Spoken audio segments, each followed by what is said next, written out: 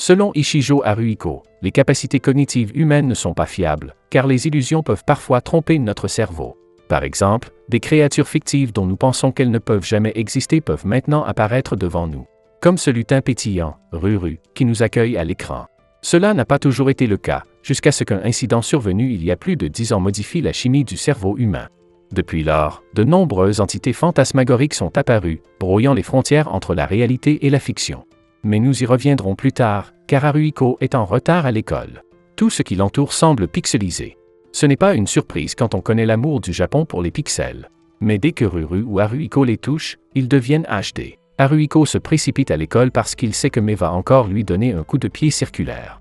Il n'y a aucun doute à ce sujet, car elle lutte seule contre un grand fantôme. Pendant leur combat intense, Haruhiko arrive enfin et dessine immédiatement la créature sur son bloc-notes. Les élèves regardent le spectacle se dérouler dans la cour de l'école. Ils reconnaissent le fantôme comme celui qui a interrompu le cours de gymnastique et détruit les jardins fleuris. D'autres se moquent de demander du renfort à une meilleure équipe, car Haruhiko et Mai semblent s'enliser. Quoi qu'il en dise, Mai est convaincue qu'elle peut y arriver et attaque à nouveau le fantôme. Pendant ce temps, Kurumi, une jolie écolière qui tient un ours en peluche, se joint à ses amis pour regarder le combat. Mais la foule se disperse rapidement lorsque Mai dirige le fantôme vers eux jusqu'à ce qu'il heurte l'horloge de l'école. Cela donne à Haruhiko l'occasion de terminer son croquis. Après avoir dessiné le monstre, il lève son bloc-notes et demande au fantôme fouettard de révéler ses secrets au livre de Tō. Une lumière aveuglante frappe la créature et le bloc-notes d'Haruhiko l'avale. Alors que les spectateurs s'en vont, Kurumi murmure à son ours en peluche, Albrecht, à quel point c'était excitant. D'après sa couleur sur le croquis, mais pense que la créature possède des attributs de feu. Elle ferme les yeux et des étoiles apparaissent sur ses mains. Elle invoque l'agent de l'eau à partir de ses reins et éteint la bête, ainsi que le carnet de croquis d'Haruhiko. Heureusement, il peut en acheter un nouveau grâce à leur paiement. Tu n'as rien gagné aujourd'hui.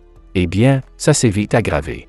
Mademoiselle Himeno leur dit qu'ils ont détruit des biens de l'école et qu'ils ont gagné juste assez pour les payer. Mais devient immédiatement frustrée parce qu'elle met Mademoiselle Himeno lui assure qu'elle cherchera d'autres emplois pour eux. À la fin de la réunion, Shosuke s'approche d'eux et leur dit « Il y a des jours où il pleut, d'autres où il fait beau. » Mai et Haruhiko sont dans la salle de correction des erreurs neurales de l'Académie Osea. C'est comme un club de chasseurs de fantômes. Cependant, l'équipe E, avec seulement 2 d'entre eux, a les pires résultats. Mai est tellement fauchée qu'elle pense à recruter d'autres personnes afin d'avoir plus de force de travail. D'autre part, Haruhiko, qui a lu tous les livres de la bibliothèque de l'école, se rend maintenant à la bibliothèque municipale. En rentrant chez lui, Haruhiko tombe sur un cimetière qu'il n'a jamais vu auparavant.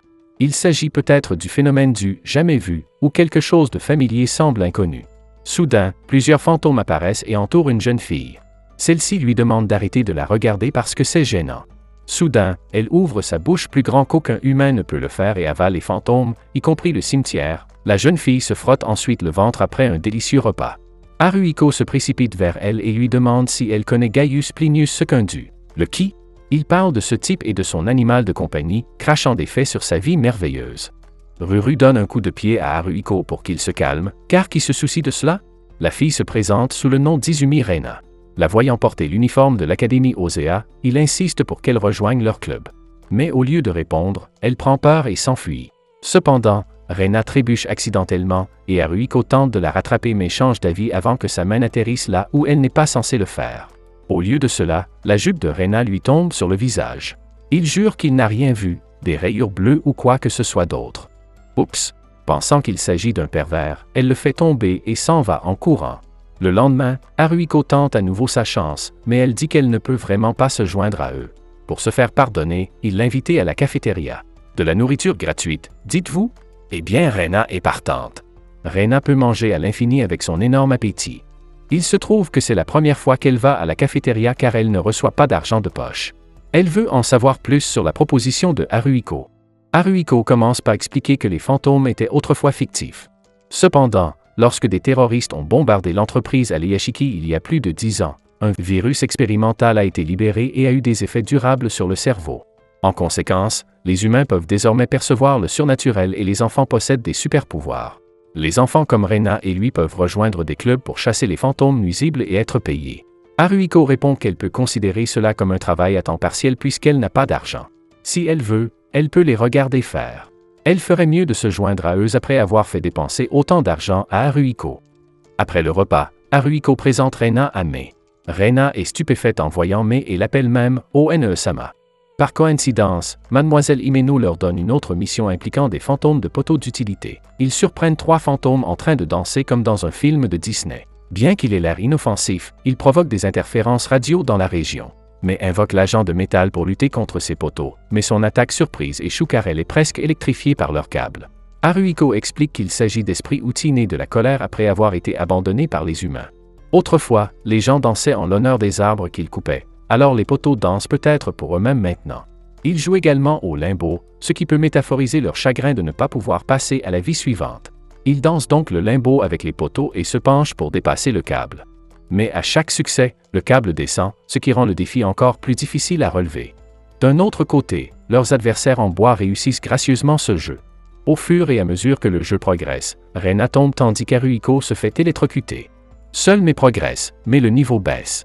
Le poteau se brise et tombe en panne tandis que Mai se débat à cause de ces énormes tatas qui risquent de heurter le câble. En réfléchissant vite, elle rebondit et attend le moment idéal pour les glisser sous le câble, et voilà, elle est passée. Les fantômes réconciliés sont maintenant prêts à être scellés, mais Haruhiko se rend compte qu'il n'a pas acheté de nouveaux carnets de croquis. Mec, c'est ton seul travail. Heureusement, Reina est une mangeuse de fantômes et elle avale les poteaux d'un seul coup. Mai est très excitée et insiste pour que Reina rejoigne l'équipe, ce qu'elle accepte.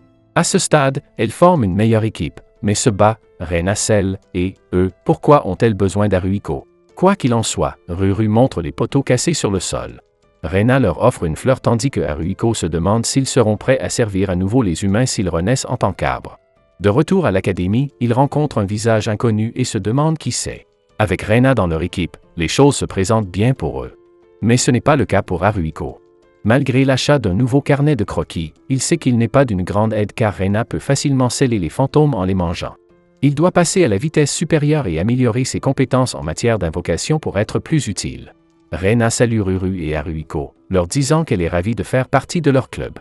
Pendant qu'ils discutent, la fille d'hier passe.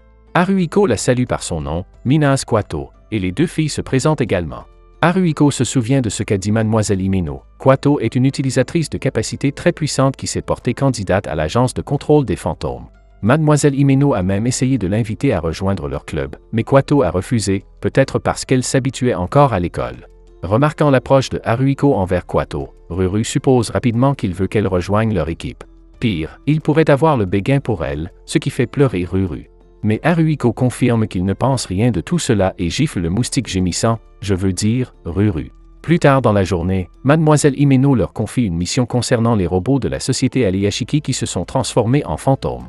Ils ne se rendent pas là où l'incident du virus s'est produit, mais dans une autre usine.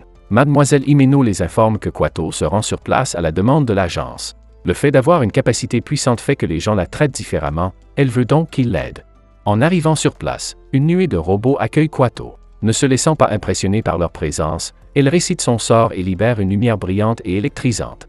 Elle récite à nouveau et mugit jusqu'à ce que les robots brûlent. Cependant, lors de sa 3e vocalisation, sa voix de piégeage disparaît. Les robots passent en mode élimination et attaquent Kwato, mais elle esquive rapidement. Son pouvoir étant devenu inutile. Soudain, Mai arrive et donne un coup de pied à l'un des robots. Haruhiko aide Kwato, mais elle insiste sur le fait qu'elle n'a pas besoin d'aide. Un robot plus grand apparaît, et il multiplie tous les petits robots après avoir détecté d'autres intrus. Haruhiko suppose que la destruction du corps principal est le seul moyen d'en finir. Kwato psalmodie à nouveau, mais ses pouvoirs ne fonctionnent pas. Dans un moment comme celui-ci, ils ont besoin des informations inutiles d'Haruhiko. Il explique que l'adversaire utilise peut-être un signal antiphase qui inverse et annule la voix de Kwato. C'est le principe des casques anti-bruit. Après avoir compris cela, Haruhiko ordonne à Mai de détruire le haut-parleur du robot principal. Elle donne un coup de pied à un petit robot en direction du plus gros et charge vers lui, frappant instantanément son point faible. C'est maintenant au tour de Kwato de les piéger avec ses pouvoirs. Une fois qu'ils sont immobilisés, Reina ouvre la bouche et scelle les fantômes, mais le robot principal a dressé une barrière. Mai invoque l'agent de feu et bat le robot principal jusqu'à ce qu'Haruhiko termine son croquis. Alors que son carnet de croquis engloutit le robot fantôme, celui-ci explose jusqu'à ce qu'il soit détruit. Haruhiko pense que les robots étaient des esprits outils, mais un peu différents car ils savaient se multiplier. Quoi qu'il en soit, Mai et Reina impressionnent Kwato, qui dit qu'ils partageront la récompense. Alors que Reina s'inquiète de ses factures de blanchisserie, Ruru voit une souris d'ordinateur derrière un coffre-fort en ruine et l'emporte avec elle. Chez Haruhiko, Mai et Reina se réparent après l'intense bataille. Après avoir pris son bain, mais remarque que Ruru nettoie ce qu'elle pense être une console de jeu, mais en y regardant de plus près, elle contient des codes qui semblent provenir d'un ordinateur. Haruhiko l'analyse et appuie sur un bouton qu'il éteint. Il l'a peut-être cassé, mais il pense qu'il a juste besoin d'être rechargé. Le lendemain, Haruhiko les informe que l'appareil ne fonctionne toujours pas, mais il veut le réparer avant de le renvoyer à Aleyashiki. De plus, il améliore ses talents de dessinateur, ce que Mei approuve car il n'est pas à la hauteur des talents de seller de Rena. Il mentionne également qu'il a une nouvelle parole en tête. Rena se demande ce qu'est une parole, et Haruhiko lui explique qu'il s'agit d'un chant qu'il prononce pour libérer leur pouvoir. Peu de gens comme Rena peuvent utiliser leur pouvoir sans ce chant. Il parle ensuite de son histoire, mais Mei l'arrête avant qu'il ne devienne incontrôlable. Mademoiselle Himeno arrive avec une nouvelle tâche dans un dortoir de filles voisins. Haruhiko, mon ami, c'est ton jour de chance. Au dortoir, les locataires disent qu'il s'agit d'un fantôme voyeur qui ressemble à un ovni et ils leur font confiance pour s'en débarrasser. Ils entrent donc dans une chambre où l'on dirait que Barbie a vomi. Pendant l'enquête, Rena demande timidement s'ils peuvent être payés différemment, comme, vous savez, un buffet à volonté. Cela fait un moment que le fantôme n'est toujours pas arrivé. C'est pourquoi Rena pense qu'ils doivent changer de vêtements pour le tenter. Elle chasse Haruhiko de la pièce, et le fantôme se présente immédiatement avec ses hormones débordantes. S'il en a point, Haruhiko essaie d'aider, mais Mei le pousse par la fenêtre. Pour la deuxième fois, il entre dans la pièce après qu'elle l'ait supplié de les aider. Haruhiko entre à nouveau dans la pièce, cette fois avec un doigt en sang, mais c'est exactement ce dont il a besoin pour invoquer un démon. Il incante son sort et frotte son sang sur le papier pour invoquer Marchosia.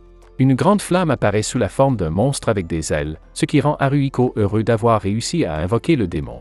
Il a toujours des ailes. Haruhiko ordonne à Marchosia de faire quelque chose, mais il ne bouge pas jusqu'à ce que l'ovni le frappe à la tête. Il aboie et le poursuit jusqu'à ce qu'il l'attrape enfin. Bon garçon. Rena avale alors le fantôme et termine sa mission. Cependant, elle s'inquiète du doigt de Haruhiko qui saigne, alors elle le prend et le met dans sa bouche. Cependant, lorsqu'elle le relâche, le saignement s'arrête. Kwato arrive bientôt, leur disant qu'elle était légèrement impressionnée hier, mais qu'en regardant leur désordre maintenant, elle pourrait se tromper. Elle sort alors, les laissant perplexes. C'est le week-end, mais Mei, Rena et Haruhiko se réunissent à la demande de Mademoiselle Himeno. Mei observe un groupe d'enfants et se souvient de son enfance, lorsqu'elle était une pleureuse timide et silencieuse. Elle n'arrivait même pas à regarder dans les yeux les gens qu'elle venait de rencontrer, sauf une fois. Nous ne pouvons pas l'imaginer. Bon, assez parlé de ça parce qu'ils ont un fantôme à attraper. Dans le train, Mei leur dit que leur cible empêche les gens de traverser le pont à moins qu'ils ne la vainquent. On dirait le troll du conte populaire Les Trois Boucs. Ils sont loin de se douter que Kurumi les a suivis. Lorsqu'ils arrivent sur le pont, Mei ressent un sentiment familier. Alors qu'ils atteignent le milieu, un fantôme en kimono apparaît mais précise qu'il ne demande à personne de les combattre. Oui, ce fantôme peut parler. Un autre esprit féminin émerge et explique qu'il était à la recherche de Mei depuis tout ce temps. Mei ne sait pas de quoi elle parle, mais elle est prête à les combattre. Les deux l'attaquent simultanément et elle parvient d'abord à les repousser. Haruhiko appelle immédiatement son carnet d'invocation, Jachin et Boaz, et dessine un autre monstre. Il obtient une fiole contenant du vermillon en guise de sang. Il chante sa parole et libère les Marchosia. Vraiment? Le chiot. Marchosia distrait les fantômes, ce qui leur donne le temps de battre en retraite. Les deux esprits crient à Mei de revenir une fois qu'elle sera assez forte pour eux. Témoin de tout cela, Kurumi exprime son admiration grandissante. Le lendemain, Mei veut se venger de ces deux fantômes, mais elle ne peut pas les affronter seule. Ils ont besoin de quelqu'un d'aussi fort qu'elle, alors elle pense à enseigner les arts martiaux à ses amis. Ils s'exercent et pratiquent leurs compétences de combat, mais Haruhiko et Ruru sont inutiles. Heureusement que Rena connaît l'autodéfense. Mais ne peut pas laisser une autre fille se mettre en danger. Alors elle essaie d'être optimiste avec Haruhiko, qui lui propose de lui transférer ses souvenirs si elle veut qu'il devienne plus fort. Il lui explique que les souvenirs sont comme des données stockées dans le cloud, et que les récupérer revient à les télécharger à partir d'un serveur distant. S'ils peuvent acquérir les données de sa mémoire, il pourrait être possible d'obtenir ses compétences. En entendant leur discussion, Mademoiselle Himeno intervient et dit que cela vaut la peine d'essayer. Puisqu'Haruhiko peut communiquer avec le surnaturel, il pourrait être en mesure d'accéder au serveur métaphysique des souvenirs de l'humanité. En tant qu'ancienne chercheuse de l'Aleyashiki, Mademoiselle Himeno serait ravie d'écrire un article à ce sujet. Tout d'abord, ils se rendent dans un parc d'attractions où Mei avait l'habitude d'aller lorsqu'elle était enfant. Mademoiselle Himeno pense que le fait de partager les mêmes expériences pourrait synchroniser leurs souvenirs, ce qui rend Rena jalouse. Ensuite, ils regardent un film d'action qui a ému Mei aux larmes lorsqu'elle était jeune. Ils essaient de faire de l'escalade, ce qu'elle faisait avec son père, dînent dans son restaurant préféré et regardent le coucher de soleil sur l'océan, mais la vue d'une famille à proximité fait apparaître un flash dans la tête de Mai et la fait sourire. Et maintenant, ils sont de retour sur le pont où se trouvent les fantômes. Soudain, Mai aperçoit un terrain de jeu familier et se souvient enfin d'être venue ici lors d'une sortie à l'école maternelle. Elle était très timide et ne jouait pas avec les autres enfants jusqu'à ce que deux filles l'invitent. Même si elle était timide avec les étrangers, pour une raison ou une autre, il lui était facile de se lier d'amitié avec eux. Soudain, les fantômes apparaissent et Mai entraîne Haruhiko sur le pont même s'il n'est pas prêt.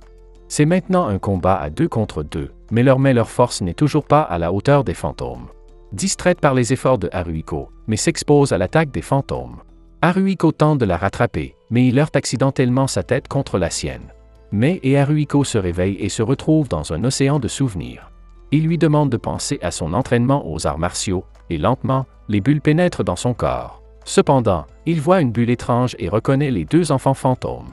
Ruru gifle Haruhiko pour le réveiller. Lorsqu'il ouvre les yeux, il révèle à Mai qu'elle connaît ces fantômes. Il s'agit des filles avec lesquelles elle s'est liée d'amitié lors de son voyage à l'école maternelle. Si Mai est incrédule, son oubli rend les fantômes encore plus perplexes. Elle lui lance des pétales et lui montre la scène où elles se sont rencontrées pour la première fois. Il s'entraînait innocemment lorsque Mai les a attaqués et les a forcés à devenir ses mannequins. C'est pourquoi il cherche à se venger.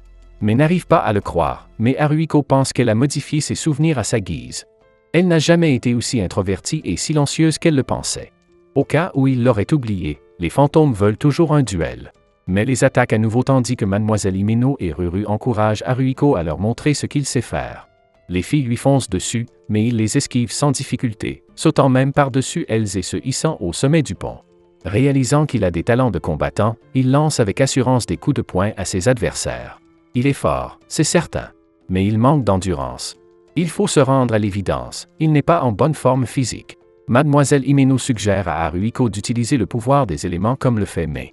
Il invoque alors l'agent de la Terre et utilise sa force pour faire voler les fantômes.